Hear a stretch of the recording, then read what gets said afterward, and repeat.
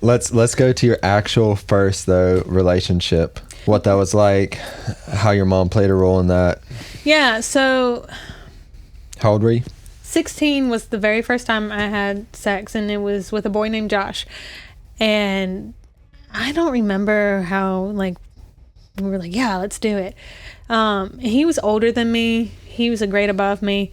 And it was at a mall in a car. In a PT Cruiser. Sounds about like my experience. Yeah, and I remember, like, Jesse told me, like once your cherries pop, like, you're gonna walk funny.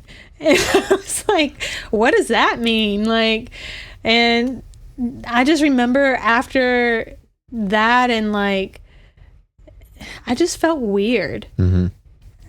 Like, I remember like talking about it and being excited, like with friends and stuff like that. But like, once it actually happened, I kind of felt disappointed. Yeah. Not like that was it. Like, just like, You had a lot of anticipation built up to what that experience was supposed to be like. Yeah. And especially when you see it portrayed in movies and porn and like you talk about it with your friends, like it was like meaningless. Yeah. And that sucked for me because I was like, I knew I wasn't going to marry this guy. Like, yeah. So anyway, after that, I don't think we broke up long after that, maybe a couple weeks. How long were y'all dating for? Not long. Yeah, not long. Like, it was just time. Yeah, it was like a few months or something like that. And I don't know, not long. Yeah. You know, but I had a boyfriend after that, and we dated throughout high school. Did you ever tell your mom about any of this? Oh, thank you. Yeah.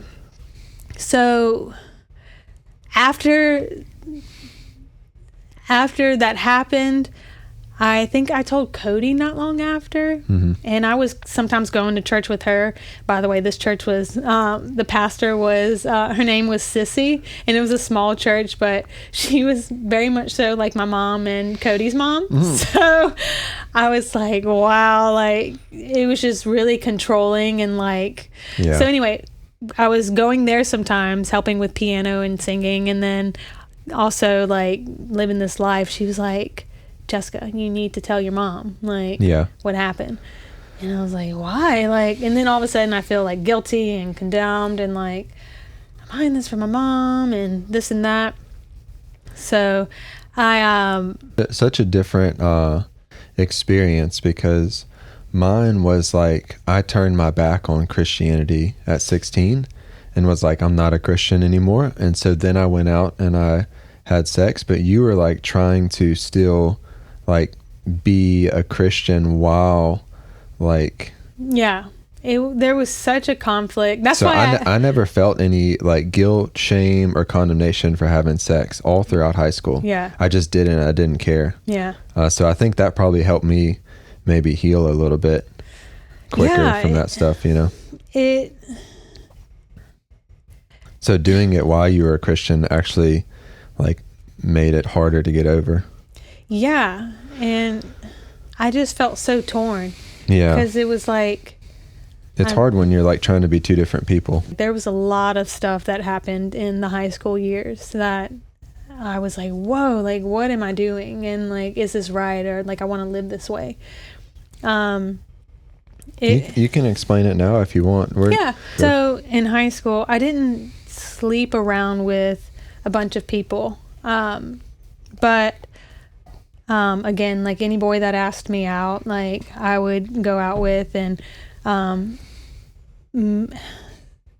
like text messages were starting to be big, so we would send pictures back and forth, or like we would talk about it, but like never did anything. That's what I experienced at the table at Bethany. It was like it was like weird, like they would like talk about it like, oh, it's like something, but like they would never do anything. And so too afraid to disappoint their parents or something. I guess so, because I was so like, why aren't these boys like wanting to do anything? Like they just want to see a picture, and I'm like, go masturbate or something. I guess so, because like I'm just like so weird. So and then feel shame afterwards and like get more depressed. Yeah. That's the like, cycle over there in the Christian sector. That's what teenage boys do. And that's why when I went there, I was like, y'all are like fucking weird. I want to go to public school. I hated that place.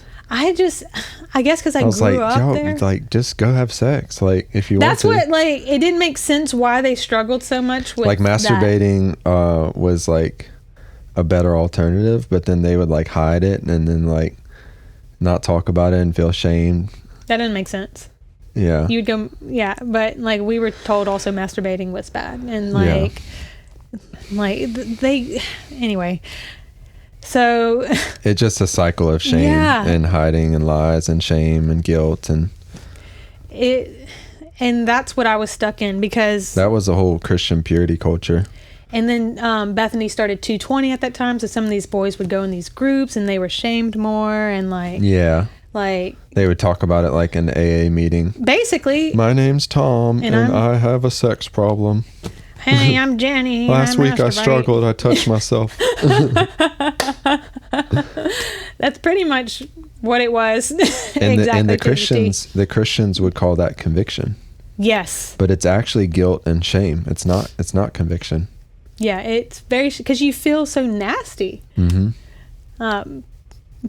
So I struggled with that throughout high school. And like, I was so curious, like, I remember I found out that there was a girl in there who was gay. Mm-hmm. And at Bethany? Yes. And there was like a couple of them, and like I was like, yeah, she like, don't tell anybody. But I had been like kissing girls since I was like 5, so I was like, okay, like what is this like, having a girlfriend? Yeah. And like we went out like for 2 weeks, and then I felt so guilty because the scripture they always talked about was like, the gays are going to hell. Like, and I was like, I can't go to hell. I'm already going to hell for having sex with this guy. Like, come on. Like, now I'm really going to go to hell? Like, that didn't fucking make sense to me. But she was my friend, and we actually got in a fight at school. And then we started going out. So, like, I was just so curious about everything that my mom said was a no-go. Yeah, or just didn't talk about it at all. Yeah. Because she was fearful. Yeah, so, and I had one boyfriend again that I kept throughout, and like, my mom hated him, and like, she's like, I know y'all are having sex, and if you are, you better use a condom, but I'm not condoning it. And she's like, I don't want you pregnant, and things like that. But something else that I did want to mention that I didn't talk about in my podcast, but I feel like is important, is that like, inside of our home as Christians, there was sexual curiosity, but we would experiment with our brothers and sisters. Yeah. And I think you had said you had the same experience, so right? I didn't like fully give detail, but it's like I remember kissing my brother and like it being weird for like a week or so, and then and like not being able to talk about it. I did the same thing with my sisters, and like we would hide under the beds and like practice kissing and things like that. And again with neighbors and like kids from school, if they would spend the night or whatever. Like, I don't even remember how it like started happening. I just remember like doing it. Yeah. And I felt shameful after, because I don't know, I just creates a weird dynamic with your brothers and sisters too, because when you experience something sensual with someone, it creates like a bond in between you and that person that is really unhealthy. Like, you need that person to be okay. And I think that's like, it's part of the reason why we have such conflict with our siblings. Is because of that stuff that happened early on, and then it developed a relationship where like if that person's not in your life all the time, you feel like something's wrong. And that should not be the case with a sibling. You should be able to go about and live your life and not have to be right around them all the time, and still be able to connect with each other like whenever it's like certain times of the year and stuff, and still have like a strong relationship. But instead there's a lot of insecurity built into the relationship because of those things. It with the siblings it stopped, but with other people it continued, but it's still not healthy either way. And yeah, but like you break the ice with the siblings so that you can then go with other people and like it doesn't feel as bad, you know? Yeah.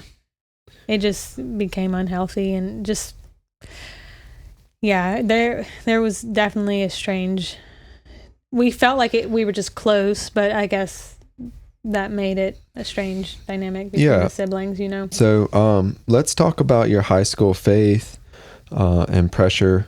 What kept you involved with those late night prayers and stuff like that while all this stuff was going on? I had such like I would be a Christian for 3 months and then I would not be a Christian for 3 months. Yeah, I remember people talking about that at church and stuff. Like I'm backsliding and different terms like that. And I never understood that because I was like... That was me. I was a backslider.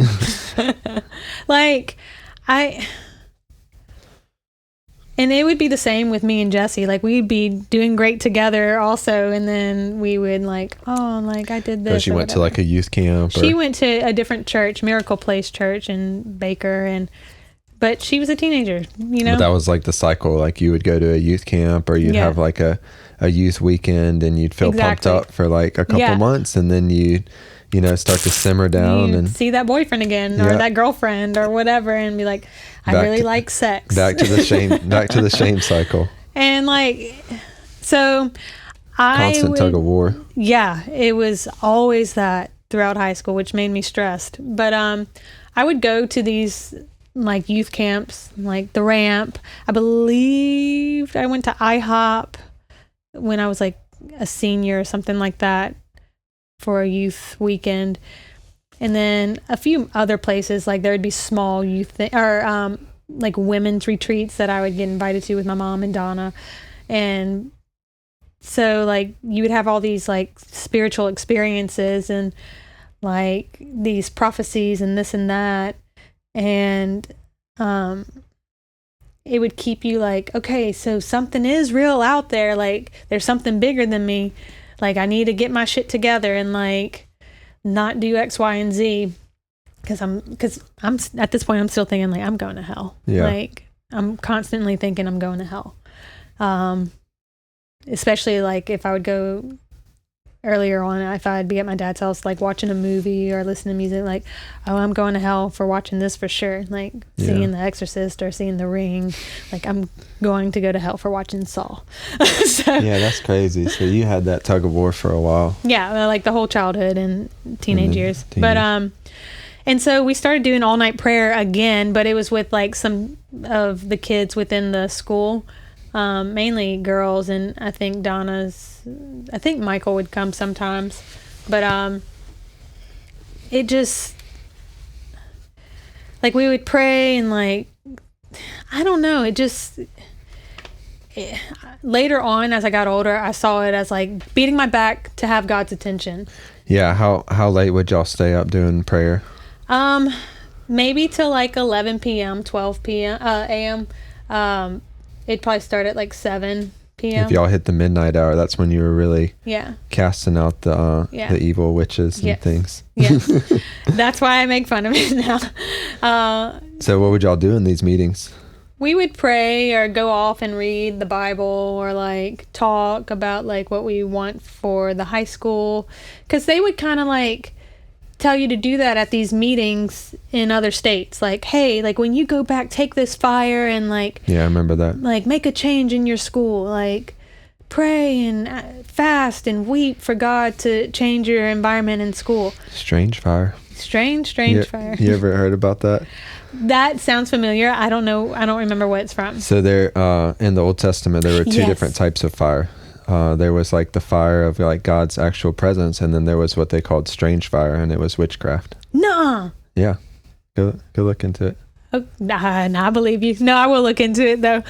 Yeah, it was strange fire because there were. I don't know if you want to go in much detail, but there was things that happened, and like experiences that I had. Kind of similar to like the Benny Hinn stuff that I shared in my other episode. Yeah, so, sure.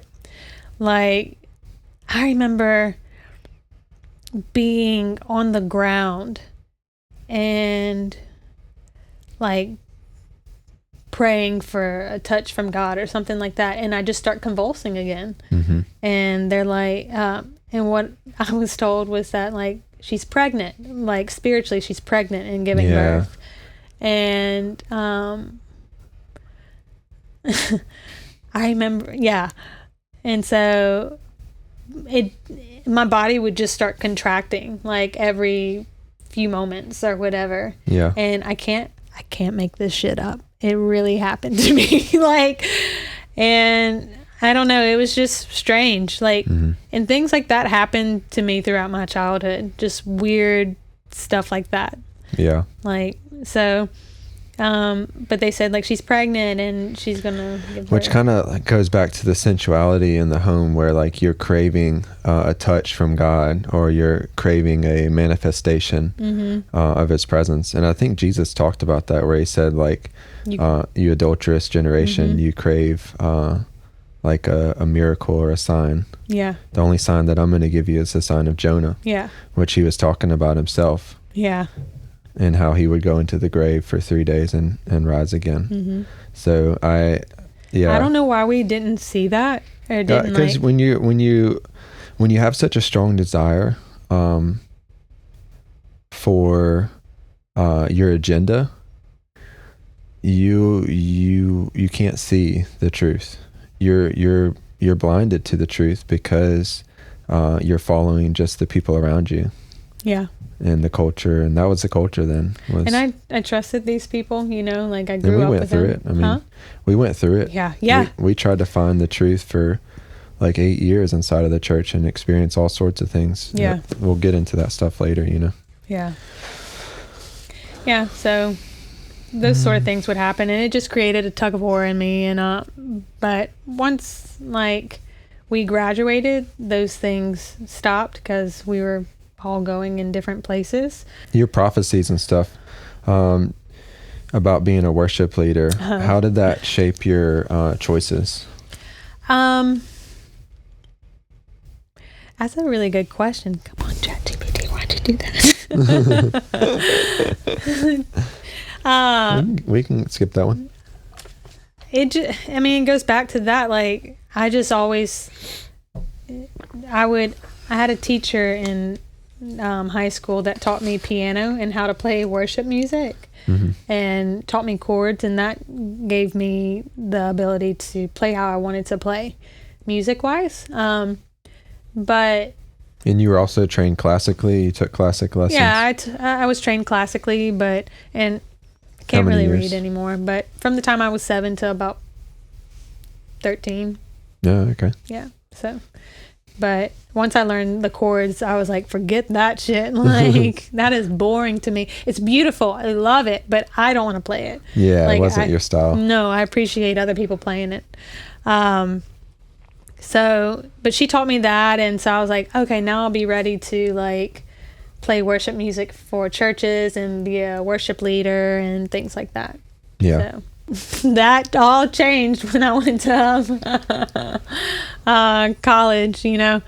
So I went to Our Lady of the Lake, and the only reason I chose that was because my friend Jessie picked it. I had no idea what I wanted to do. Absolutely none. So when you left high school, was it like confusing time for you? Yes. You didn't have much direction? I had no direction because I was like, I'm just going to be a worship leader. Why do I need to like go to college and get a degree? I had no fucking idea what I wanted to do.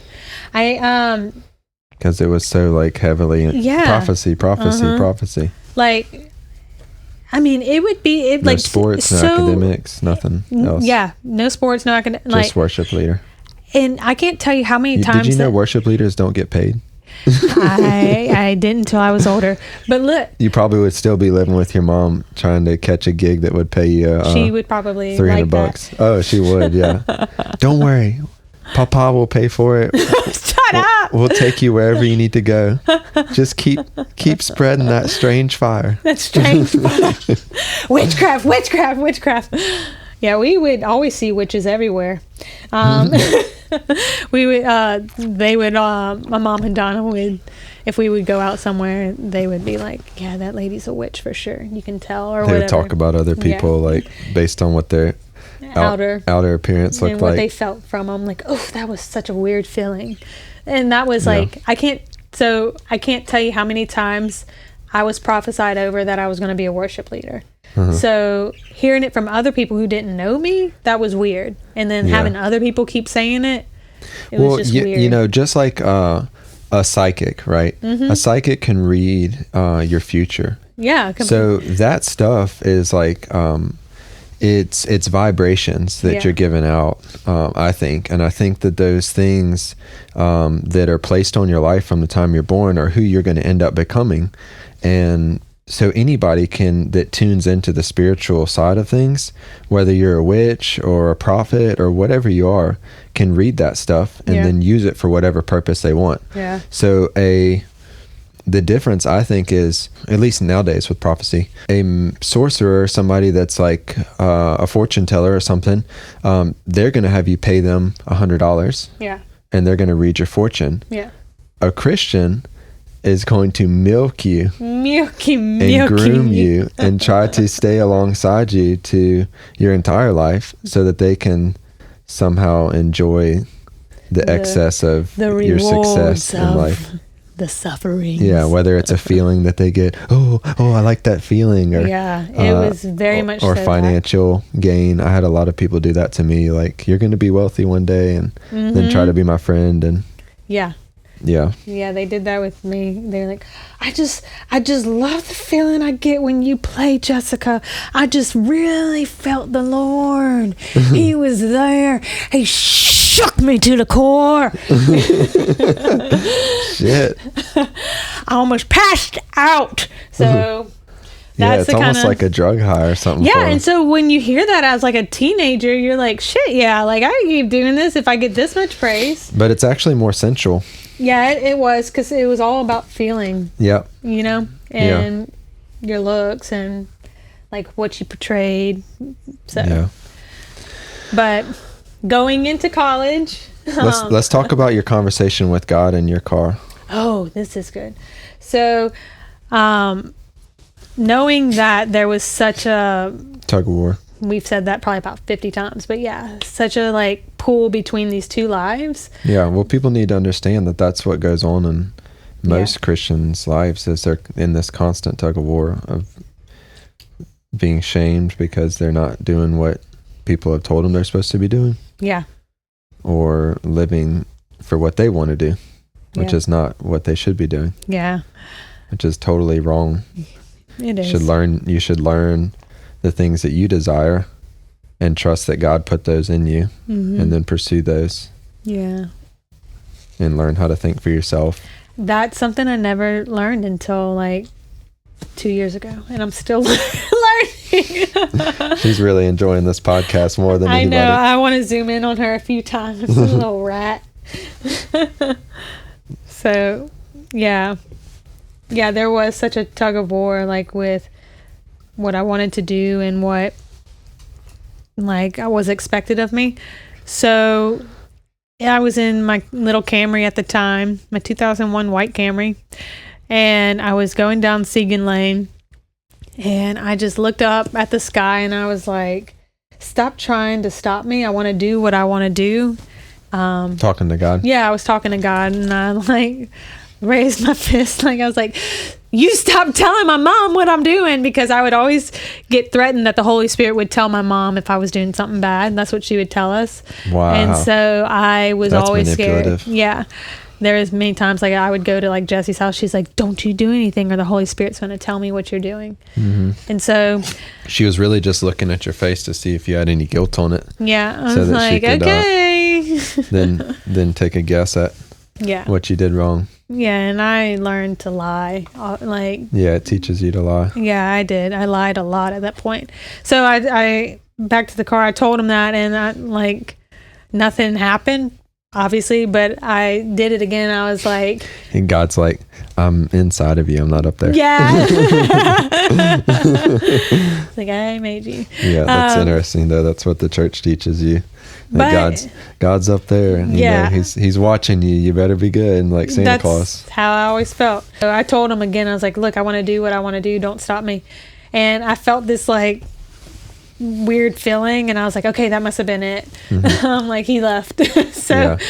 And not long after that, I was actually at the time working for my grandfather.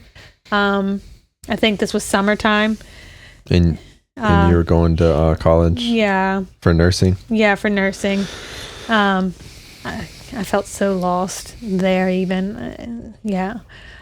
So I was working for him, and I was like, I'm just like tired of working here because I got paid $7 an hour, and that's not much for slave labor. Yeah, like waiters and waitresses got paid more. So I was like, no. Actually, you know what happened was I went to go eat at Hooters, and I was eating with my sister and my now she's my stepsister, and the waitress came up to me and was like, hey, you want a job here? My manager thinks you're beautiful, so you should come apply.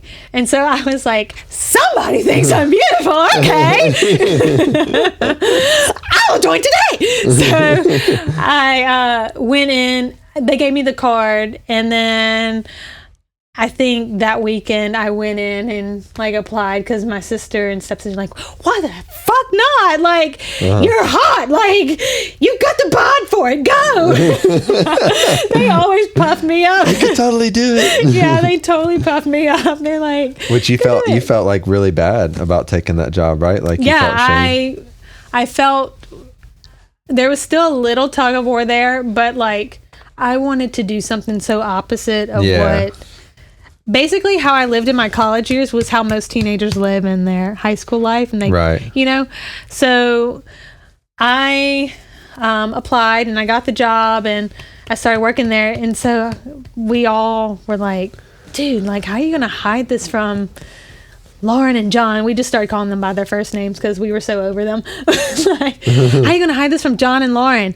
And we're like, shit, like, tell them you work at Olive Garden.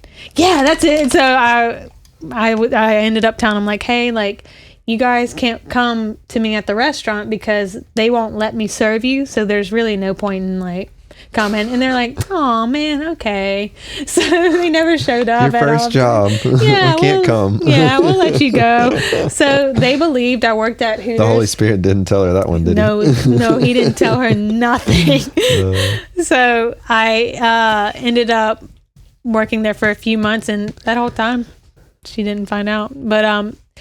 But at the start of working there, I started experimenting with drugs. I didn't have any drugs or alcohol till I was like 19. I believe was the first time I had alcohol, and then we started doing like legal weed, and that stuff was terrible. It was absolutely terrible. You'd feel like high for a month. Yeah, it started getting worse, the stuff they made. But once I started working at Hooters, I was introduced to real weed. And the first time I became friends with like the cooks in the back, because the girls were more just very secure in themselves, so it seemed. Yeah. And just more catty. And so I was like, I'd rather hang out with the guys. They're more chill, and like they like just laughing, and that's what I love doing. I just liked laughing at stupid jokes and cartoons and stuff. Yeah. So I went to the cook's house, and he had a roommate there who was also a cook, and they're like, do you want to try it? And I was like, yeah, I guess. And the first time I did not know what was happening to my body. I was like, why is everything so slow? And I was like, where am I? And like, they just laughed, and they were so used to being high. They were just like, and they left the room, and I was like, wait, come back. Yeah. I was like, where are you guys? And they started playing, what's that? Is it Skrillex? Is that what? That was the first time I heard that, and I was like, this is amazing. So I started buying weed, and I let my sister and stepsister try it, and they're like, whoa, what the fuck? So it just grew from there. And my friend group within the workplace started changing a little bit. I started hanging out with other people, and they were doing harder drugs. So I started, what was it first? Molly, I think. And then it ended up like with cocaine. Mm-hmm. And that was pretty freaky. 'Cause there was this big, like 240-pound guy, and he like brought us cocaine, and it was from like Washington Street in Baker, Louisiana, which is the hood. So, You were doing psychedelics too, huh? not just yet. I wasn't doing psychedelics yet. It was just like the uppers. And like I had a scare one time. I remember my sister was with me, and she did a line or two of cocaine as well. But like we were little at this time, like hanging out with these big ass guys, like doing like 4 lines, and here I am trying to keep up. And he's like, with the cocaine, I wish I had powder to like. He's like, you can't do this line. You can't hang with us. You can't hang with us. And I'm like, okay. Oh my gosh. And I felt terrible. I like sat down on the couch immediately. I felt like I was about to die. My brain started like, my head was like heating up. Yeah. And I felt these weird sensations in my brain. And I was like, Probably getting brain drip or something. I don't know. I don't know. It scared the fuck out of me. And your brain's getting cooked right now. Yeah, like but cocaine brings you up. I was like having a downer, which was weird. Yeah. And they're all like, whoa, in the background. I'm like, guys, I'm dying. It could have been mixed with something. You never know. Oh, it was from, again, Washington Street, the hood. Yeah. It was probably definitely mixed with something. Yeah. But my sister was there, and I saw her across the couch, and she looked blue, like, or gray. Uh-huh. And I was like, oh my God, like if I killed my sister, like I will never forgive myself. My mom will never forgive me. And I like prayed. I was like, God, please don't let my sister die. Please don't let my sister die. Like I will never bring her back here ever again. Yeah. And so she stopped hanging out with me not long after that. 'Cause I was like, I don't want her like here with this and that. So, but we were still hanging out here and there, and like would do Molly, but I would never let her do things like that anymore. Not that that's any better. I was like, here's some Molly, here's some NyQuil. Let's like pass out together. Yeah. But yeah, so it started getting pretty bad, like the amount I was taking, and I tried not to ever let that kind of stuff interfere with work because I hated not being dependable, I guess, to the people there. And so anyway, you started to do try psychedelics, right? So I was at Hooters one day, and this is going to transition to that. My dad was there, and my heart kind of sank a little bit. I was like, oh, hey, Dad. And I could tell he felt shocked a little bit. And but he stayed, and I like gave him his order. I think he just had like a beer or something. And then he tipped and left. And then not long after, my mom found out. And she was like, how could you? Like, I found your socks and I knew. I was like, that is not how you found out because of my Hooter socks. Like, the Holy Spirit told me. Yeah, like it must have been the Holy Spirit or Dad. Yeah. Like, so she was like, you have to tell your grandparents what you did. Oh God. Yeah. So what you did you quit? No, I didn't quit at the time, but she was like, you're going to have to quit. Like, you can't work there anymore. Oh my gosh. So you're either going to have to come back to Highland or figure out another place to work, but you cannot work there. Yeah, because you were living at home at the time, right? Yeah. Yeah, so she had a little bit of authority over you. Well, I didn't know how to be an adult. Yeah. I didn't know how to manage money. Like, I didn't know how to do anything other than pay for my gas and like my food if I wanted it, you know? Yeah. So, and I always try to figure out like, how could I move out? And it just never happened. I don't know. So I go over to my grandparents' house. My grandmother is probably a little high on Xanax at this time or like on some wine or whatever. And my grandfather's there, and I was like, so Mom wanted me to tell you guys that I worked at Hooters. And they're like, my grandmother said, Jessica, Hooters? Do you know what that stands for? And I was like, oh yeah, maybe that's why I'm there. But you don't have cheaters. No, she didn't say that. So, yeah, and I don't think my grandfather really said anything because it was like, why would you tell me that? I know, awkward. Yeah. So my Mimi said that, and then I was like, all right, what's done is done. So my dad helped me get a job at Mellow Mushroom, which my mom had no idea what that stood for. So that's when the psychedelics started coming into play. Okay. And the friend group changed for sure. I still stayed in touch with some of the guys from Hooters, but I started doing other drugs and hanging out with the people there, and they were more chill and kind of laid back. Yeah, which was cool for me at the time. And I think I did acid for the first time when I was there, and did Molly here and there still, but shrooms was like, I was like so excited to do that because I was like, spiritual, because it was a spiritual experience supposedly, which is what I was craving. Like, you and your sisters wanted to be like witches. Wait, or so something, yeah. That's what I wanted to tell you. So me and my sister and my stepsister got close during this time. Lady. Oh, stop that. And we wanted to do so opposite of what Lauren and John wanted. My mom and my stepdad wanted, that we were like, let's be witches. Like, let's figure out how to be witches and cast spells, or let's be Satanists. Yes. Let's be Satanists. We'll sort of like, we won't really worship Satan, but like we'll do stuff Satanists do. And just, completely opposite.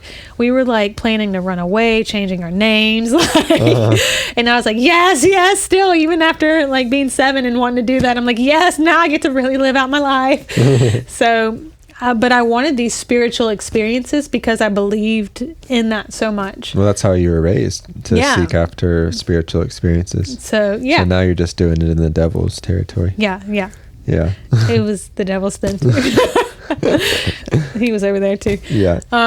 So we tried making Ouija boards, like casting spells like over people and shit like that, and nothing happened. Like, I had weird dreams, like really weird dreams during that time, but nothing crazy, you know. And so there was this one time, like, I did shrooms, and it was just me and my sister, and we were like, let's paint our bodies, let's go in the woods and take these shrooms. And like, we did, and nothing happened. I was like, damn, these shrooms are whack, like nothing's happening. And so we're like, okay, let's shower off, get the paint off our bodies, and then about 30 minutes later it hit. And we're listening to Paul McCartney, and I'm sitting down in my room's like waving like this, and my window starts talking to me. And it says, you can't keep going like this anymore. And I was like, what? And I was like, this is weird. And I went to tell my sister, and she's like, what are you talking about? I'm in my room enjoying this music. And so after another like hour or so, it wore off or whatever. But that's all like I wanted like constant spiritual experiences, you know? Yeah. So, and then I did shrooms one more time, and then I'll stop it there. So, unless you have anything else to ask. That's pretty, and yeah, I had sexual relationship throughout the college years too. Yeah. Back and forth, boys, girls, it didn't matter. You and I were kind of very similar in that. Yeah. Just looking for acceptance and love. Yeah, anybody and everybody that like that showed me affection or love or interest, like, I was like, yeah, I'll try it out. Like, I really wanted to be loved, like unconditionally for the way that I was. And like, I never found it in any of that stuff, you know? And I remember John came to me one time and he was like, James, I have to tell you something. This is like after we've been married for like 7 years. Oh my God. I want you to know that Jessica and Austin had relations together. Oh, my stepbrother and I. And I was like, what? I was like, I know. Why are we talking about this? Like, he was like telling it as if like he was trying to like drop the bomb on me. I was like, I didn't try to shake you up and like get you to. He was constantly doing that shit. And so I was like, Jessica and I already talked about all the stuff from her past. Yeah. So that sums up our story for today. And thank you guys for tuning in. As always, SLW podcast is about shining the light in places of darkness to create opportunity for healing for those who have been victimized. Yeah. And to show the healing. The purpose of us burning these is to show that your past is in the past, because what we've learned is that religion likes to constantly bring up the past and use it as a shame tactic to keep you from being in freedom. So the past is over so that the future can begin.